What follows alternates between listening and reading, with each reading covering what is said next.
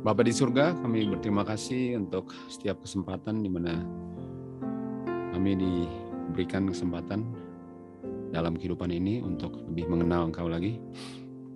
Dari firman yang kami pelajari, kami bisa lebih mengenal akan karakter-Mu. Kami bisa melihat apa yang benar dan apa yang salah, dan pilihan kamilah untuk memilih apa yang benar atau yang salah. Dan untuk pilih yang benar ialah untuk tidak mau melayani kebutuhan daging. Untuk memilih yang salah ialah untuk menolak yang benar agar bisa melayani kebutuhan daging. Pilihan kami ialah untuk melakukan yang benar. Kami pilih yang benar. Kami percaya kuasa-Mu itu sanggup untuk menyanggupkan kami untuk tidak mau melayani daging, karena walaupun daging itu enak untuk dilayani tetapi menghasilkan kematian. Tapi kami mau melihat sebenarnya daging itu sangat mematikan, sehingga kami bisa melihat betapa kejinya keinginan daging itu, sehingga kami membencinya, sesuatu yang dulu kami kasihi. Kami percaya Engkau menolong kami agar kami jujur dalam mempelajari firman Tuhan, siap untuk mengikuti setiap firman-Mu. Kami percaya sebagaimana di masa yang lampau, Kau pun akan tetap menuntun kami sampai pengertian yang sempurna, dan karakter anak-Mu Kristus akan diungkapkan dengan sempurna. Terima kasih Bapa. Tuntunlah kami melalui Roh-Mu dalam pembelajaran pada hari Sabat ini. Terima kasih Bapa. Di dalam nama anak-Mu Tuhan Yesus kami berdoa. Amin. Oke, jadi bagian pertama pelajarannya judulnya The Message, ya. Pekabaran, The Message. The Message atau pekabaran. Nah, mari kita mulai dengan Yakobus 5 ayat 17. Yakobus 5 ayat 17 mengatakan bahwa Elias atau Elia, ya, adalah seseorang yang subject to like passion as we are. Artinya Elia itu daging seperti manusia. Berdosa ada daging. Dan kita tahu waktu dia mau dibunuh, diancam bunuh oleh Jezebel, dia lari kan. Dan dia lari itu, dia lari takut itu berdasarkan dia punya kedagingan. Padahal dia baru membinasakan, ya, berdasarkan perintah Tuhan, nabi-nabi Jezebel. Dia baru menunjukkan siapa Jehovah God di Gunung Karmel. Bukan main beraninya. Sekarang dia lari ketakutan. Jadi apakah Elia pun yang sekarang sudah di surga, ada kelemahan dagingnya yang dia layani pada saat itu? Kan? Dilihat kan? Subjek artinya dia masih bisa melayaninya. Belum sudah dibebaskan, ya. Masih bisa. Belum berarti bukan berarti bahwa dia harus melayaninya. Tapi masih bisa dia layani karena masih ada. Walaupun itu ditaklukkan dan Tuhan bawa dia ke surga kan. Tapi Elia, ini ngomong Elia. Ini mengenai Elia yang kita ngomong. Artinya, mari kita lihat kutipan berikut.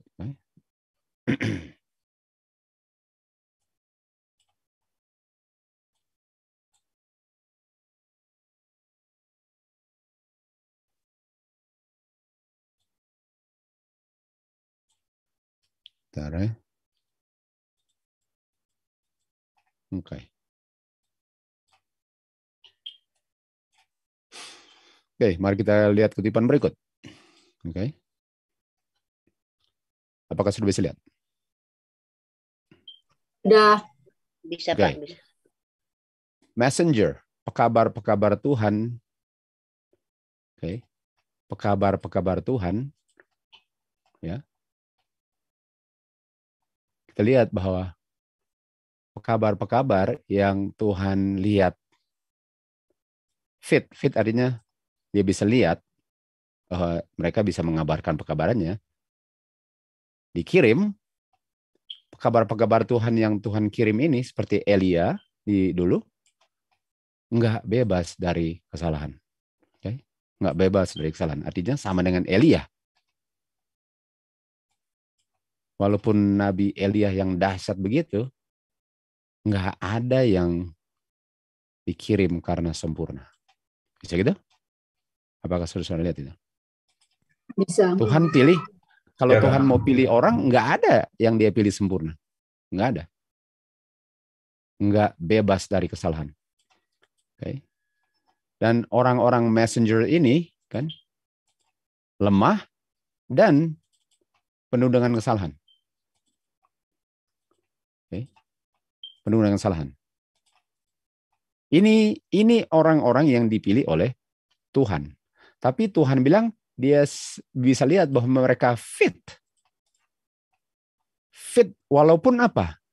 Fit walaupun ada kesalahan. Walaupun lemah. Okay. Walaupun nggak bebas dari salah. Okay.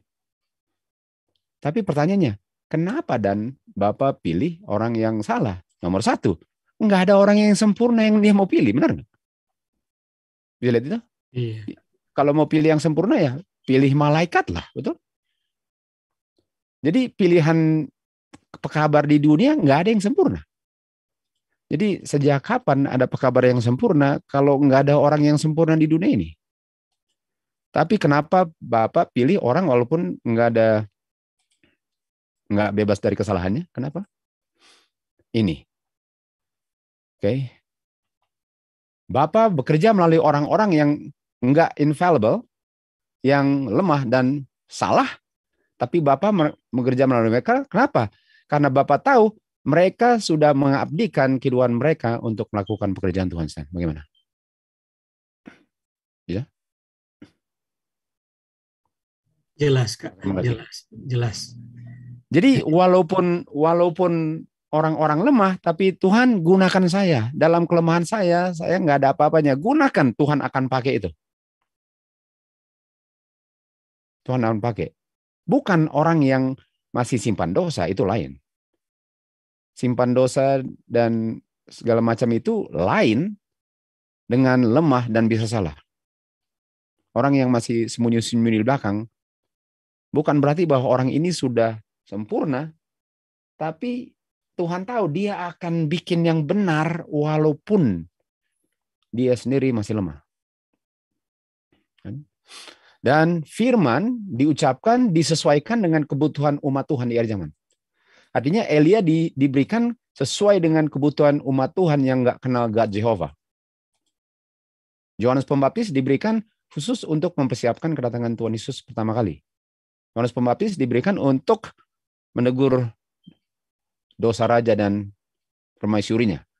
Jadi pekabaran Tuhan di Nuh mempersiapkan untuk air bah dan sebagainya. Jadi pekabaran Tuhan itu dikirim untuk memenuhi pekabaran yang perlu dikabarkan pada waktu di mana dia sedang hidup itu.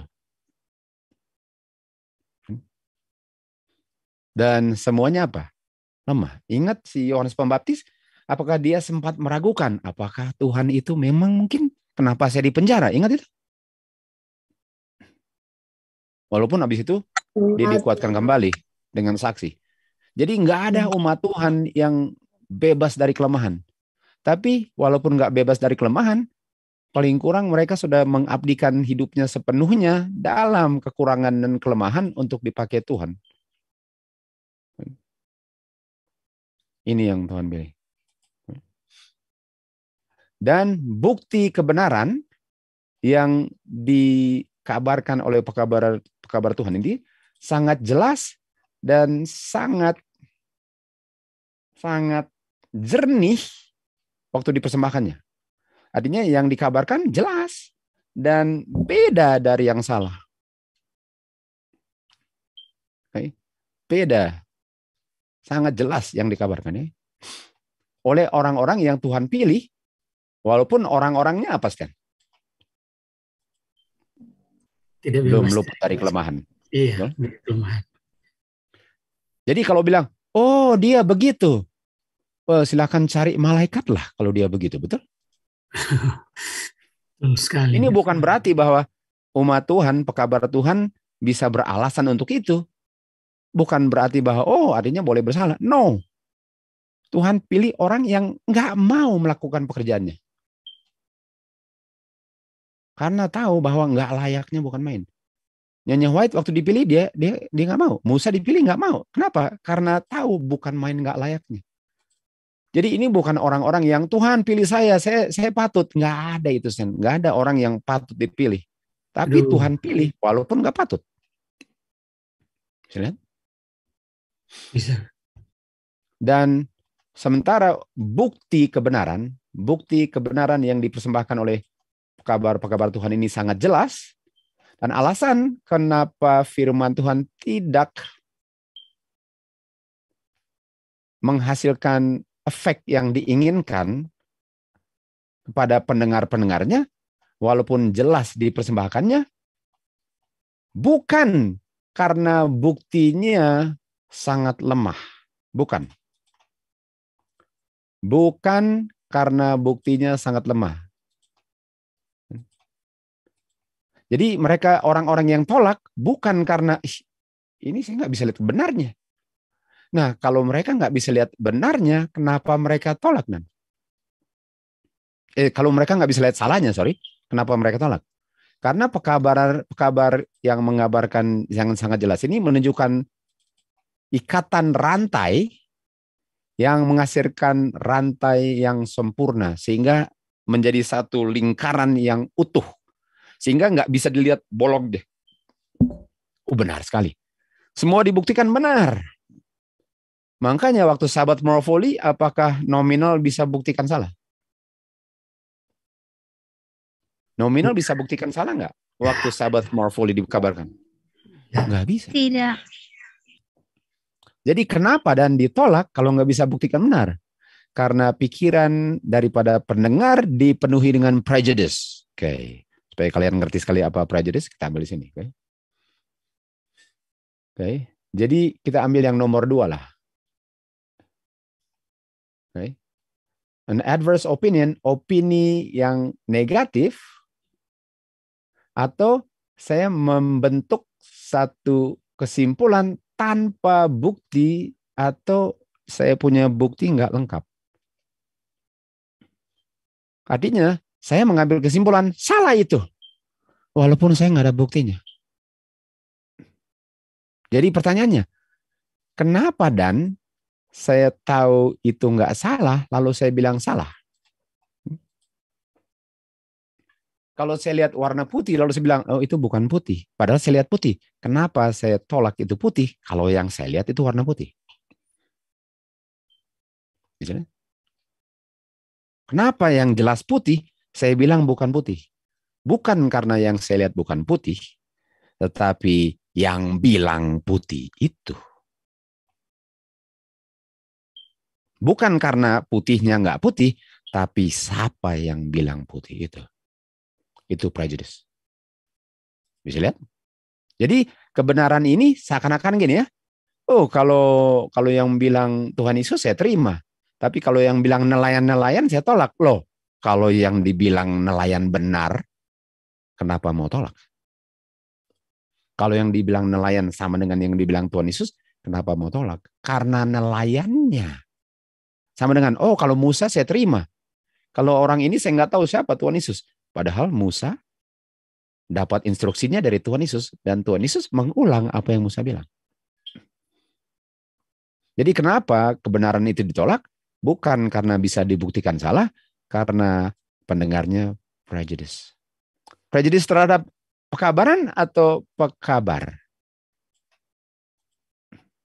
Pekabar. Dan pertanyaannya, apa pada umumnya prejudice kepada pekabarnya apa? Ini dia. Infallible, weak, dengan erring. Mereka hanya hebat cari kelemahan-kelemahan yang mereka bisa lihat kelemahannya. Mereka nggak bisa lihat yang dikabarkan benar. Mereka cuma fokus dengan dia nggak infallible. Dia weak. Dia erring.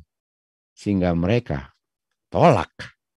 Karena itu yang difokus. Padahal nggak ada pekabar yang Tuhan pernah pilih yang sempurna di dunia ini. Bisa? Bisa. Mereka nggak mau terima bukti. Mereka nggak mau terima bukti walaupun buktinya sangat jelas. Dan mereka coba untuk membuat Alkitab membenarkan mereka punya ide.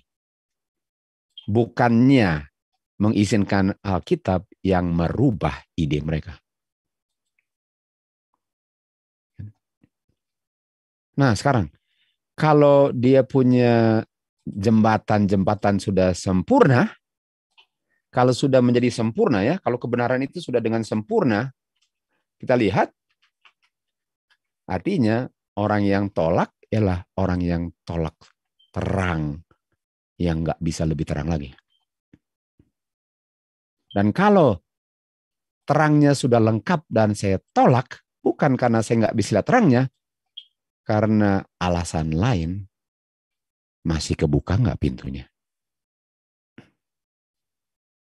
Waktu Lucifer dibuang dari surga, apakah ada terang lagi yang masih tersimpan yang dia belum lihat? Ada? Tidak ada. Lucifer menjadi setan, apakah dia bilang, oh masih ada terang yang belum dikasih tunjuk? Atau semua terang sudah dikasih tunjuk dan dia tolak karena prejudice, lalu pintunya selama-lamanya tertutup? Sudah dia tahu semua. Dan dia Artinya prejudice. kalau kebenaran itu sudah komplit dan yang mendengarnya bisa lihat bahwa nggak ada salahnya, lalu dia tolak, habislah dia. Apalagi yang Tuhan mau kasih tunjuk, kalau yang lengkap dia sudah tolak. Apalagi yang dia mau kasih tunjuk, Tuhan mau kasih tunjuk. Kita lanjut ke kutipan berikut. Enggak aman untuk kamu berdiri sebagai kritik daripada pekerjaanku. Pekerjaan Bapa. Ini pekerjaan Bapa. Enggak baik untuk kamu mengeritik pekerjaanku. Ini ku Bapa. Atau kamu mau memanjakan kekecewaan kamu karena yang kamu dengar enggak sesuai dengan yang kamu pengen dengar.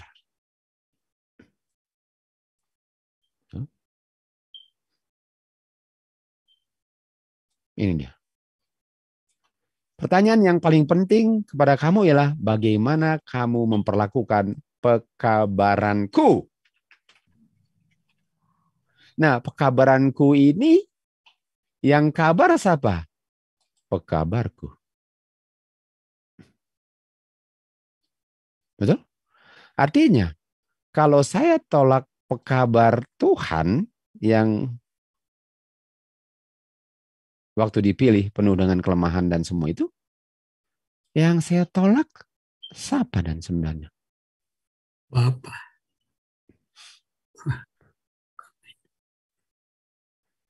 Dengan kamu terima atau menolak, itulah yang menentukan kekekalan kamu. Kekekalan mati atau kekekalan hidup. Tapi bukan pekabaran Tuhannya yang ditolak, tapi pekabarannya ditolak karena yang ditolak pekabarnya, karena mereka hanya bisa lihat enggak infallible, weak dengan erringnya. Bisa lihat? Iya. Mematikan nggak nih, Stan? Apakah deadly-nya bukan main? Aduh.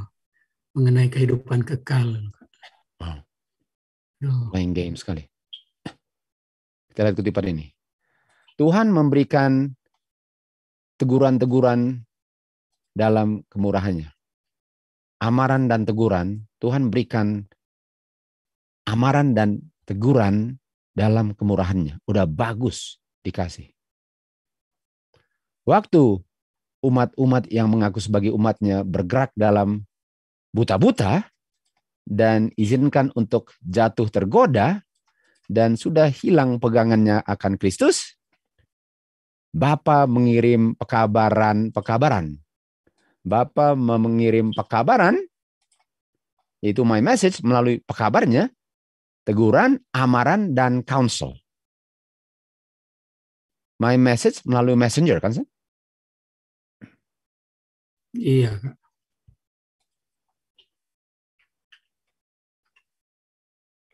Dan kalau mereka tolak untuk diperbaiki, dikoreksi, kalau mereka bangkit berdiri dan berontak dan serang messengernya,